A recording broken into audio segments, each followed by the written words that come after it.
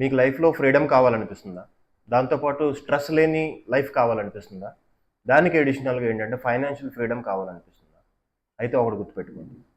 మీరేదైతే కావాలనుకుంటున్నారో వీటన్నిటికి ఇచ్చే పవర్ ఒకే ఒక దాంట్లో ఉంది. అదేంటంటే స్టాక్ మార్కెట్. ట్రేడింగ్ అనేది మీరు కరెక్ట్‌గా నేర్చుకుంటే ఏదైతే ఈ 3 క్వెషన్స్ ఉన్నాయో, ఏదైతే మీలో మీకు అనిపిస్తుందో ఇలాంటివి నాకు కావాలని, అవన్నీ అచీవ్ అయ్యే ఛాన్సెస్ చాలా ఉన్నాయి.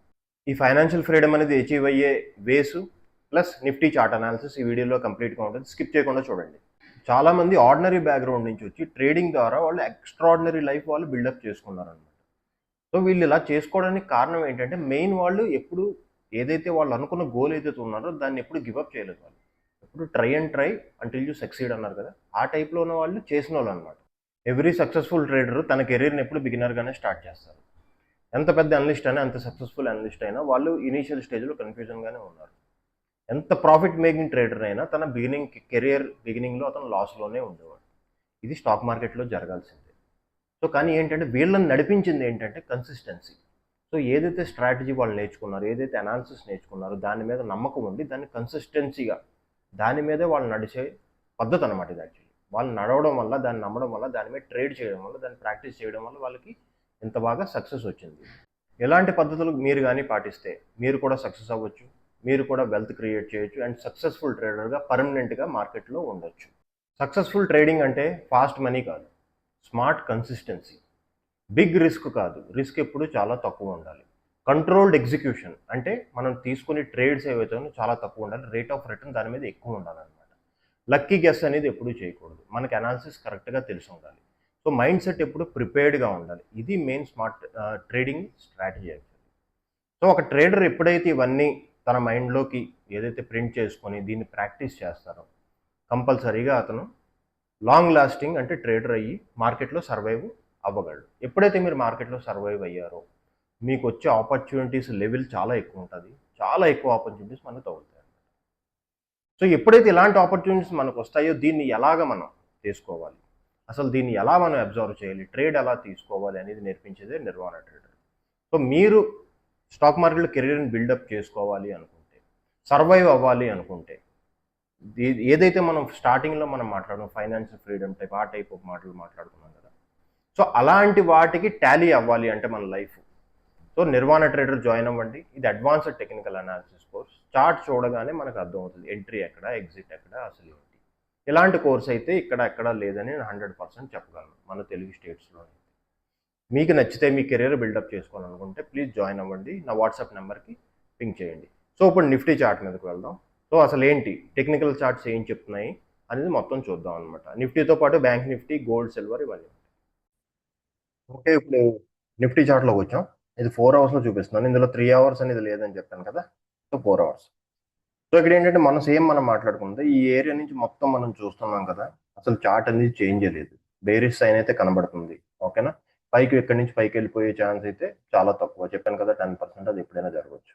ఇది ఒకే మనం పాట పాడుతున్నాం ఎందుకంటే చార్ట్లో చెప్పడానికి ఏమీ లేదు. ఫస్ట్ కాంప్లెక్స్ కరెక్షన్ అంటే ఇలాగే ఉంటుంది. ఓకేనా, వన్స్ ఈ కరెక్షన్ అవ్వనివ్వండి, అప్పుడు చూడండి అనాలిసిస్ ఇంకెలా ఉంటుంది. సో ఆ టైంలో మనకి బుల్లిష్ తగులుతుందో బేరిష్ తగులుతుందో కరెక్ట్గా ఐడెంటిఫై అయిపోతుంది. సో ఇక్కడ ఏంటి, ఇది అంత కాంప్లెక్స్ కరెక్షన్, ఇందులో ఏమీ లేదు చెప్పడానికి. ఒక రోజు కిందకి ఒక రోజు పైకి. సో మొన్న ఏమో ఇక్కడ చూసాం, ఈ రోజు ఏమో ఇక్కడ చేస్తాం. ఇంకా మార్కెట్ క్లోజ్ అవ్వలేదు, ఇప్పుడు చిన్న రికవరీ వచ్చింది పడింది గ్యాప్ డౌన్ ఓపెనింగ్ తర్వాత. సో ఏంటి మనం చెప్పుకుంది ఏంటి, ఇది మీరు అనుకున్న బుల్ ట్రెండ్ ఏదైతే అవ్వాలో అది కొనసాగాలి అంటే ఈ లెవెల్ దాటాలన్నమాట. ఫస్ట్ 24,600 అది. సో ఇది ఆల్రెడీ కిందకు వచ్చింది, ట్రెండ్ అయితే కిందకు చూపిస్తుంది. ఇంకోటి దీనికన్నా ఒక స్టెప్ బై స్టెప్ కన్ఫర్మేషన్ వస్తుంది కదా మనకి. సో అదేంటంటే ఈ ఏరియాలో ఉందన్నమాట, 23,000 ఏరియాలో ఉంది. దానికన్నా కిందకు వస్తే అప్పుడు చూద్దాం అన్నమాట. సో ఇంకోటి మీకు నేను చూపించేది ఏంటంటే సెన్సెక్స్ యాక్చువల్లీ. సో ఏదైతే మనం నిఫ్టీలో ఫస్ట్ నుంచి మనం మాట్లాడుకుంటున్నామో కరెక్షన్ అవ్వాల్సింది నేను వీక్లీలో చూపిస్తాను. ఈ స్టైల్ ఉంది కదా, ఈ టైప్ ఆఫ్ స్టైల్లో అవ్వాలన్నమాట కరెక్షన్. రెండింటికి మీరు టాలీ చేసి చూస్తే మీకు తెలుస్తుంది.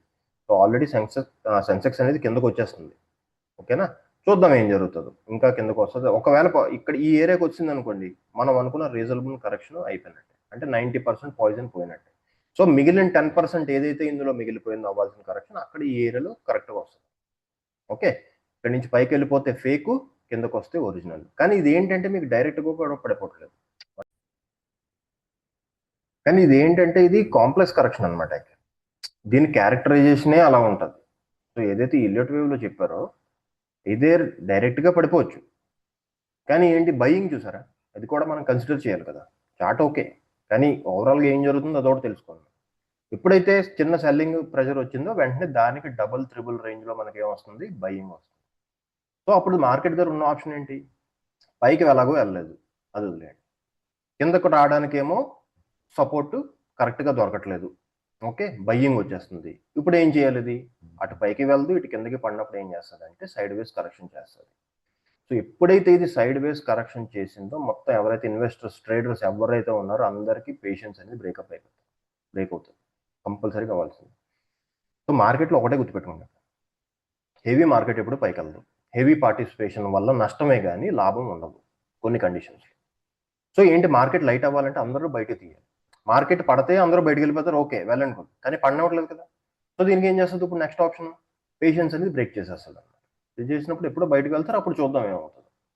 ఓకే లెటర్స్ ఇప్పుడైతే చూడడానికి అయితే బేరిష్ దానిలోనే ఉంది, బుల్ అయితే కాదు ఇది. ఓకేనా, నెక్స్ట్ సిల్వర్ మళ్ళీ రిటర్న్ వచ్చింది. ఓకే మళ్ళీ ఇది 1Dలోకి వెళ్తాదా లేదా, ఆ టైం ఫ్రేమ్లో మనం మార్చుకోవాలా లేదని కొన్ని రోజుల్లో తెలుస్తుంది. ఏదైతే ఈ లెవెల్ ఉందో $71 దానికన్నా కిందకు వస్తే అప్పుడు మళ్ళీ 1D టైం ఫ్రేమ్లో మనం చూసుకోవాలి. ప్రస్తుతానికి ఇది 4 అవర్స్లో ఉన్నట్టు అనిపిస్తుంది, చూద్దాం ఏం జరుగుతుందో. నెక్స్ట్ ఏంటంటే గోల్డ్ 1Dలో ఉంది. ఓకే ఇది ఇంకా కన్సోలిడేషన్ ఇది పెంచుకుంటూ వెళ్తుంది. ఇక్కడ మనకి ఈ రోజు ఇప్పటికి హ్యామర్ టైప్ కనబడుతుంది, చిన్న బౌన్స్ అయితే వస్తుంది, ట్రెండ్ ఇంకా రివర్స్ అవ్వలేదు ఇంట్లో. ఓకేనా, నెక్స్ట్ బిట్ కాయిన్.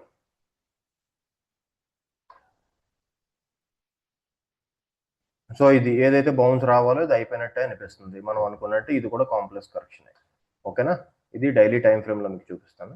ఈ ఏరియాలో ఇది ఉంది కదా, ఇది ఒక చిన్న ర్యాలీ వచ్చింది, నేను చెప్పాను కదా దీన్ని అయితే బుల్ అనుకున్నారు చాలా మంది, అనుకోకండి అని. చూద్దాం ఏం జరుగుతుందో. దీనికి బౌన్స్ వచ్చినా సరే ఏ టైప్ ఆఫ్ ఈ ర్యాలీస్ ఉన్నాయి కదా ఇక్కడి నుంచి ఇక్కడికి, ఓకే ఈ టైప్ ఆఫ్ ర్యాలీస్ కనబడుతున్నాయి చూడండి, ఇది ఇక్కడి నుంచి ఇక్కడికి, ఇవి మెయిన్ అనమాట. యాక్చువల్లీ ఇవి బుల్ ట్రెండ్. యాక్చువల్లీ ఏదైతే ఇప్పుడు నడుస్తుందో అది బుల్ ట్రెండ్ కాదు, కంప్లీట్ కరెక్షన్ ఇది. యాక్చువల్లీ అంటే కరెక్షన్ ఐడెంటిఫై చేయాలి కదా, ఏ టైప్ ఆఫ్ కరెక్షన్ ఐడెంటిఫై చేయాలి, అదే నిర్వాణ ట్రేడర్. ఓకేనా, తెలిసిపోద్ది ఫోర్స్ చేస్తే మొత్తం అంతా. సో ఇది అయిపోయింది. దీని తర్వాత ఏంటంటే ఒకటి నిఫ్టీ మిడ్ క్యాప్ సెలెక్ట్ అంటే ఏంటో తెలుసా, ఏదైతే మిడ్ క్యాప్ స్టాక్స్ నిఫ్టీస్లో ఫ్యూచర్స్లో ట్రేడ్ అవుతాయో, అంటే ఈ ఇండెక్స్లో ఉన్న స్టాక్స్ ఫ్యూచర్స్లో ఉంటాయి, అదనమాట. దాన్ని చూద్దాం, ఇది కూడా వీక్లీలో ఉంది కానీ మంచి బుల్లిష్ ట్రెండ్ కనబడింది, కానీ ఏంటంటే సస్టైన్ అవ్వలేకపోతుంది యాక్చువల్లీ. సో ఏదైతే స్మార్ట్ మనీ టైప్ ఉంటారో చూసారో కొంతమంది, వాళ్ళేమో లార్జ్ క్యాప్ చూసి ఇందులో పడ్డారు అనమాట, దానివల్ల ఈ మూమెంట్ మనకి. ఓకే సో దీని సంగతి నెక్స్ట్ ఏంటో చూద్దాం. ఓకే సో వీడియో అర్థమైంది అనుకుంటున్నాను. ఏ స్టాక్ ఎక్కడికి పారిపోదు, ఏ ఇండెక్స్ ఎక్కడికి పారిపోదు, పేషెన్స్తో ఉండండి. మీరు పేషెన్స్తో ఎప్పుడు ఉండగలరో మీకు కరెక్ట్గా అనాలిసిస్ తెలిసినప్పుడు, లేకపోతే బై అండ్ డిప్ చేస్తూ ఉంటారు. సో ఇక్కడ నుంచి కరెక్షన్ ఇంకో 2 years ఎక్స్టెండ్ అయిపోయింది అనుకోండి, అప్పుడు కూడా బై అండ్ డిప్ చేస్తూనే ఉంటారా, ఆలోచించండి కొంచెం. నేను చెప్తుంది ఏంటంటే నా కోర్స్ అమ్మేసుకుందాం అనుకోదు, ఓకేనా. 100% నేను చెప్తుంది ఏంటంటే నా కోర్సు అమ్మేసుకుందాం అని అయితే కాదు, ఓకే మీ గురించే చెప్తున్నాను. ఏంటంటే చాలా జాగ్రత్తగా ఉండాలి మార్కెట్, చెయ్యకపోయినా పర్లేదు కానీ నచ్చినప్పుడల్లా బై ఆన్ డిప్స్ ఫండమెంటల్స్ చూసి పెట్టేసుకుంటాను, మీ ఇష్టం. డబ్బులు ఎక్కువైపోతే ఓకే, దానికి మనం ఏం చేయలేం, కానీ ఆప్షన్స్ ఉంటాయి. మార్కెట్ నుంచి ఎప్పుడు బయటికి రావాలో తెలియాలి, మార్కెట్లో ఎప్పుడు ఉండాలో తెలియాలి. ఇది ఏదైతే టైం ఉందో ఇది ఎఫ్డి టైం. యాక్చువల్లీ ఏం చెప్పాను, ఎఫ్డి ఫిక్స్డ్ డిపాజిట్ టైం, ఇది లాస్ట్ 1.5 year నుంచి నడుస్తుంది. ఓకేనా, సో అర్థమైంది అనుకుంటా. నెక్స్ట్ వీడియోలో మళ్ళీ కలుద్దాం. ఓకే, సండే నిర్వాణ ట్రేడర్ మీరు చేద్దాం అనుకున్న వాళ్ళు రండి, క్లాస్ అయితే మాత్రం కంప్లీట్గా ఎంజాయ్ చేస్తారు మీరు. Thank you, bye.